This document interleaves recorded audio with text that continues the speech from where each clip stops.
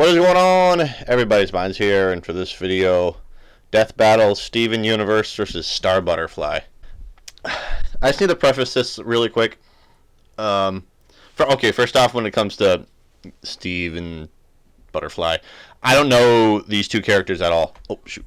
Like I don't know their backgrounds. I was only familiar with Steven Universe just through the fact that some of my friends watched it, and I don't know anything about Star Butterfly.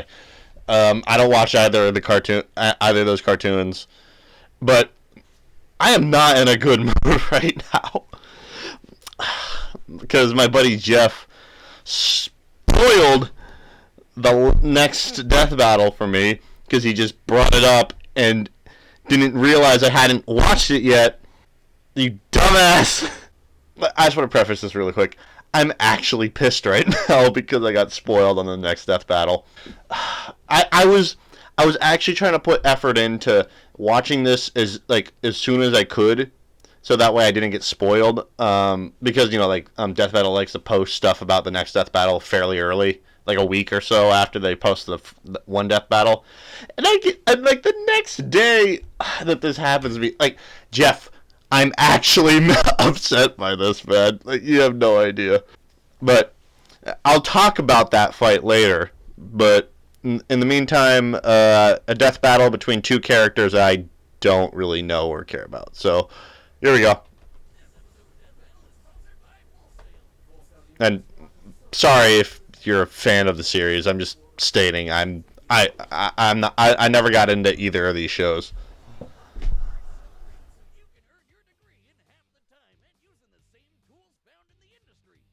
Grads have gone on to do big things, mixing hit records, working on major films, winning awards, and more. And alumni are always able to come back and audit classes throughout their careers while receiving lifetime support. To learn about Full Sail's entertainment, media, art, and technology programs, as well as potential scholarship opportunities, visit fullsail.edu/deathbattle. That's fullsail.edu/deathbattle.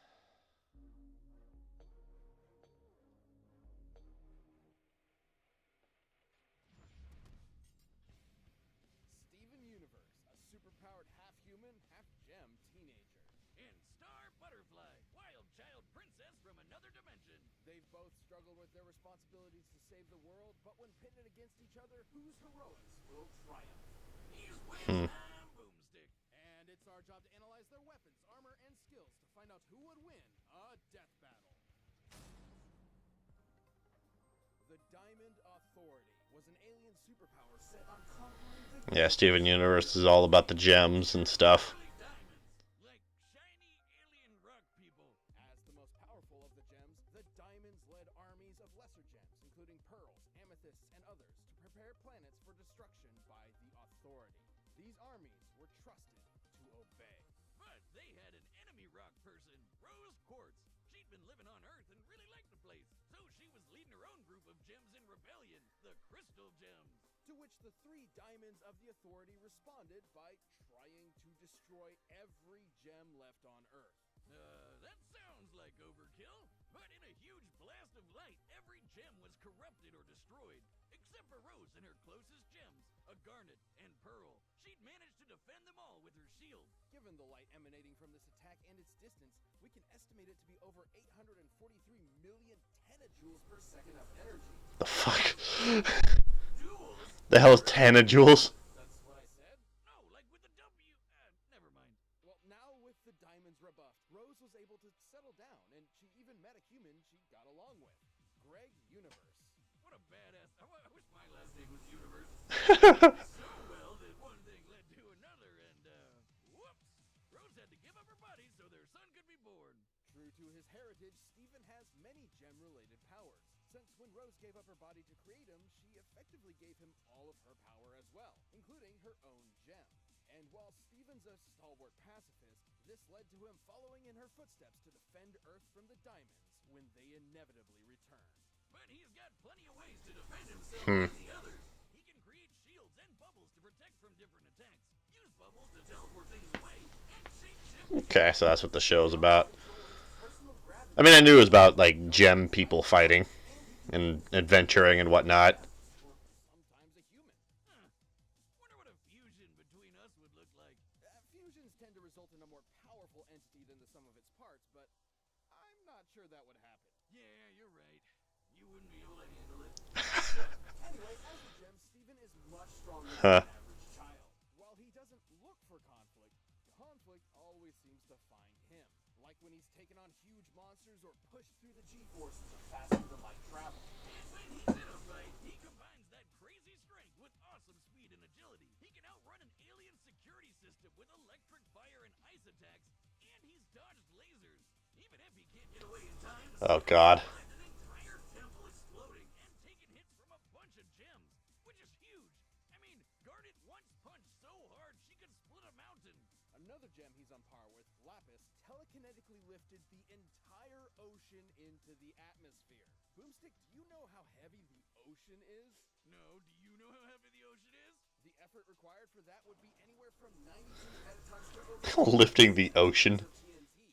Man, that's a lot of water. His bubble and shield are also way stronger than they look, since they can defend against attacks from the diamonds themselves. Not even Steven's spit could have helped with that attack. Oh, if you haven't heard, his spit can heal people. His saliva can even give plants, like fruit, humanoid form. Just spitting out seeds from a watermelon has gotten Steven in quite a bind before. That's not gonna pop up and attack me, is it? No, Boomstick, regular watermelons don't attack people. But depending on the The hell. control over his plant-based life form. Oh God. You gonna eat that? Aside from his spit, Steven's tears have brought people back from the dead. They just turn pink and have powers of their own after. It's weird.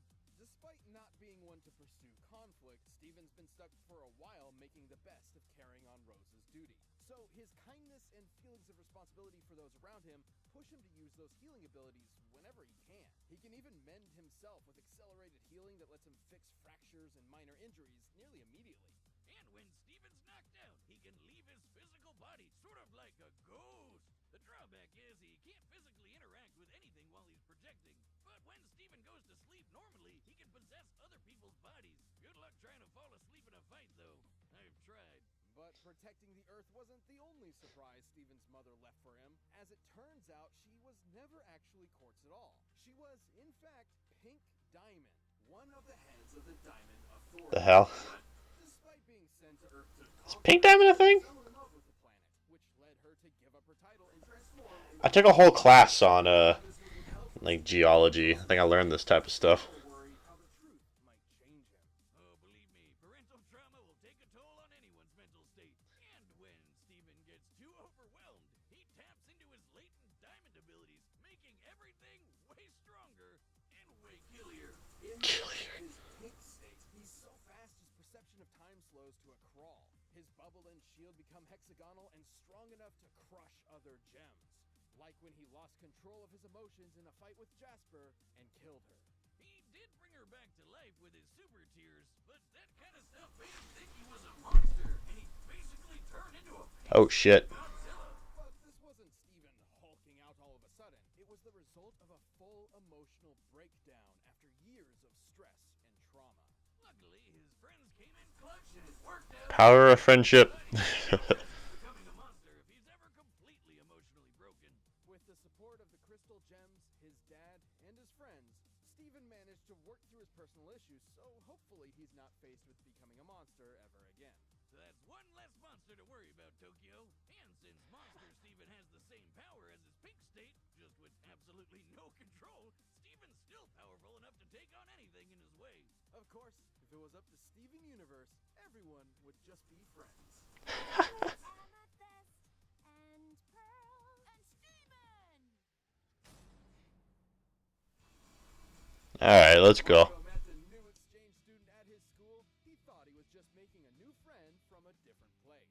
And he definitely didn't think she'd be a magical princess who'd drag him along for The all fuck? her crazy adventures. This girl from Muni Mew what? was a little weird and a little wild. And on top of bringing magic to Earth, she might have brought along a few extras as well. This displaced heir to the throne and defender against monsters was none other than Star Butterfly. The heck? I'm recording. Before her, and super strong in her own right, but Star was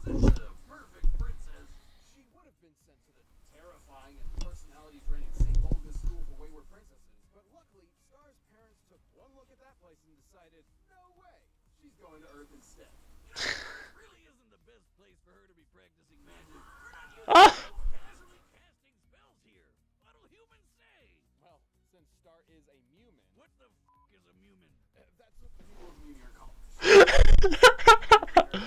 On Earth, she survived a blast that leveled the top of Castle Muni and can use her wings to help her get out of the way in a pinch. What, those tiny things? There's no way she can actually fly with them. At least she can make a bubble around herself to defend against attacks. Her butterfly heritage also grants her the Magic Instruction Book. This spell book is incredibly important as it contains spells created by all the magical rulers of Muni that came before her. And she creates her own spells too, like Cupcake Blast, which fires a beam filled with cupcakes. Okay, half of these spells don't make any sense. Jelly bean hallucination mist? Starfish tsunami? What the hell are these names?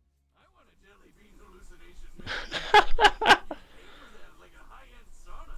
Well, they're kind of self-explanatory. Creating her own spells does mean they can pretty much be anything. Take one of her summons, for example, which are effectively creatures reliant on magic to survive. So what happens when you combine unicorns, stampedes, and war? Oh, I know this one. Warnicorn Stampede. Now I get where Spider What? that came from. That spider's one of Star's self-professed most powerful summons, with his own miniguns and boots. The heck? He's got a minigun hat. With her spells thanks to her magical wand. But she better watch out, because a lot of those monsters want to use it for themselves. Her wand combined with her training means she has some incredible destructive power. She's blasted apart walls, temples, and a throne room. Her mother even said her wand could blow up a universe, and one of her ancestors did exactly that. Yeah, Star's ancestor Skywind wanted to make something explode one day. So, why not an entire dimension? And remember that book we mentioned earlier? Skyward So, specifically so her successor did, Steve have anything universal? Star should be able to do this, since she's known to be an incredibly strong princess, on top of being the heir to the butterfly spellbook. Speaking of destroying things, her thermonuclear butterfly blast has wrecked a house. And according to Star, her mega explosive crystal laser is powerful enough to obliterate planets. But she just likes to use it to play with cats like laser pointers. Has spells for more than just destruction, though, like her bunny rabbit blast, which she's used to catch up to cars. And one of the monsters she's fought, Meteora, has deflected lightning. Being able to fight on par with Meteora means Star's able to reach speeds over Mach 1000. But if all that wasn't enough for you, once Star went Do through it? Oh, you gotta be kidding me. she learned how to access and control her far more powerful Butterfly 4. Now that's a set of wings. I just wish peering into her eyes wasn't like peering into the 9 layers of hell. It's obviously a stand-in for puberty. Star compared the process of attaining it to, quote, suddenly looking at boys as if they were made of bacon. Like you'd never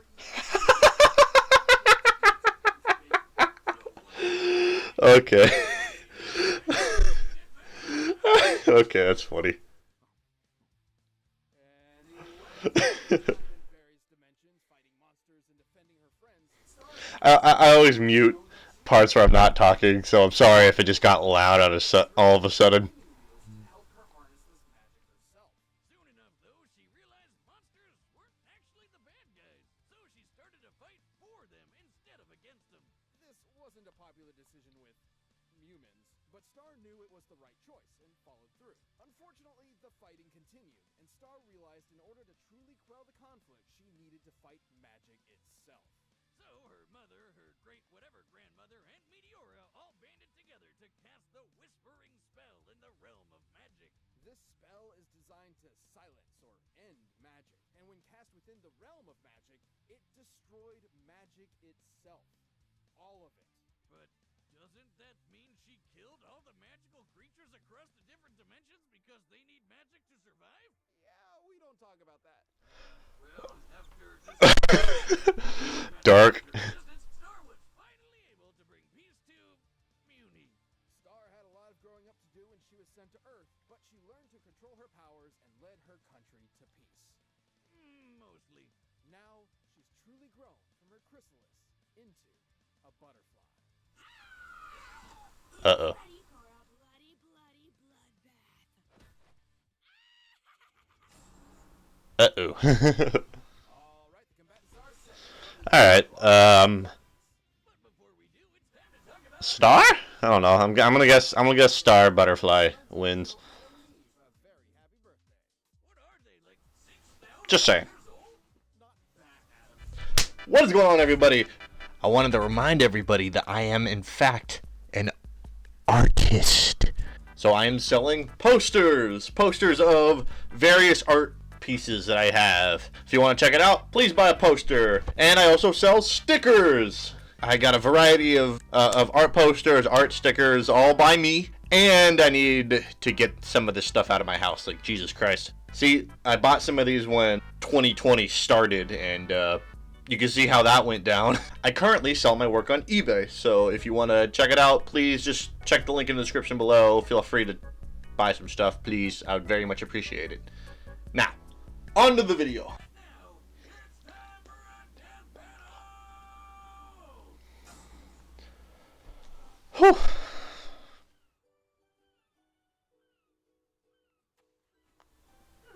Watermelon.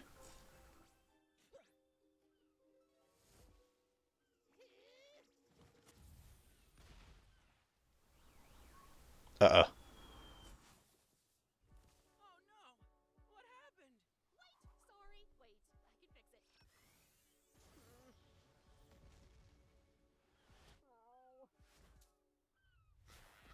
Okay, I think I have a better idea.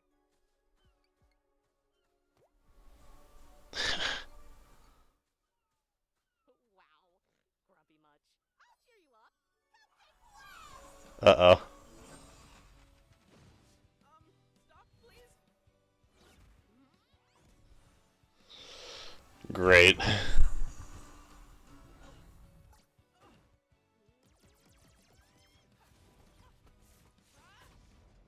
did Sandcastles ever do?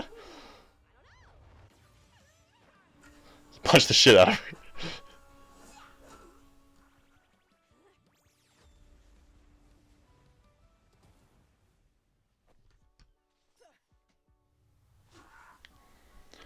Watermelon.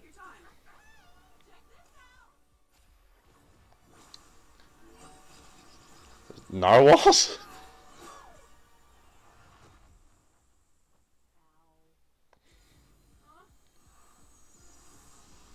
Yeah-oo. What's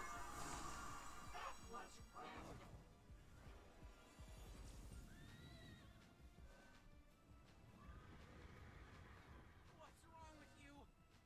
Just leave me. Oh shit. I didn't know that could happen.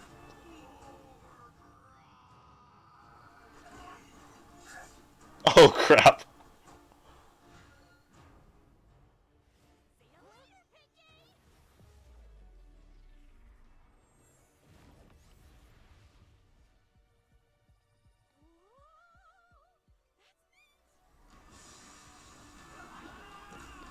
Oof. Oof.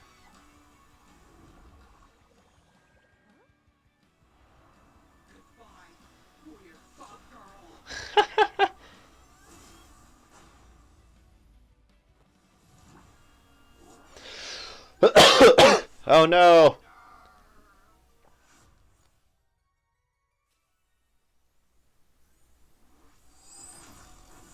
Oh no, buddy.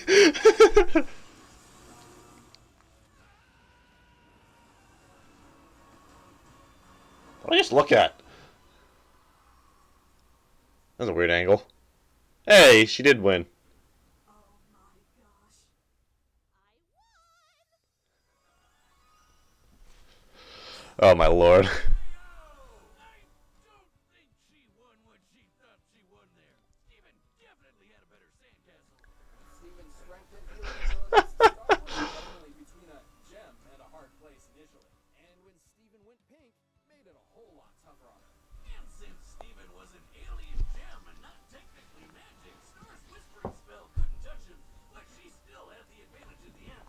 Is that, if you count it that way. At least to Star's everyday appearance, Star could survive explosions worth a few dozen tons of TNT, but he could match Garnet's mountain-busting might. However, everyone knows this matchup would rarely ever resolve in fisticuffs. Even with how out there some of Steven's powers were, the sheer versatility of Star's magic was simply not something he was equipped to outmaneuver or overpower.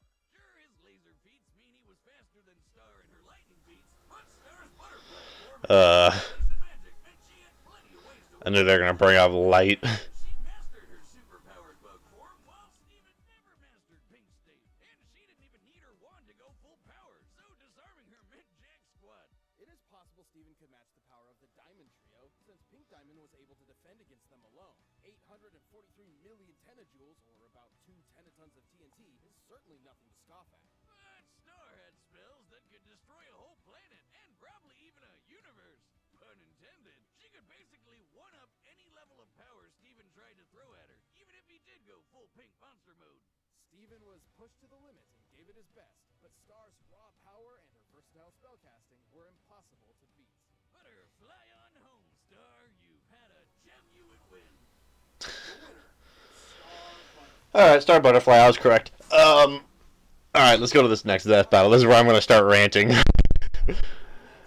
So, alright, here we go. Death battle. Yep. The boys. June 13th. So yeah, it's 2 weeks from now. Jeff, really, man? You couldn't have at least asked if I had watched this yet before you told me they were redoing this one? Because I believe the original Link versus Cloud death battle was their very first 3D fight. And, like, animation for that's obviously kind of meh because, it's... That was their first time doing 3D animation, but yeah, it was still cool. And also, Link won that one, which I'm just gonna say right now, Link, I'm rooting for, like I don't care. Like I'm gonna spite you, Jeff, and just say Link, but I would root for Link anyway, just because he's my boy. Zelda all the way. Seriously though, I've never actually played a single Final Fantasy game. I know, like, it's a beloved franchise, but I just never played it. I love Zelda, and I play Zelda. People question the outcome of that fight, which even I'm like, yeah, that's kind of a questionable outcome, but still, I'm just gonna be like, 100% Link. I'm gonna vote for Link just cause, man. All right. Man, I would have. There's so much I would have said if that wasn't spoiled for me, but like you killed it. You killed it, Jeff. You freaking killed it. All right. Hope you enjoyed. Still, despite how negative I was throughout this episode, I'm so sorry. Please forgive me. Like I know, I may not know the characters and whatnot, but. I was mad about all this, but just hopefully next time will actually be a more cheerful time. So, hope you enjoyed. Leave like you did. We'll see me in the next video. Peace out.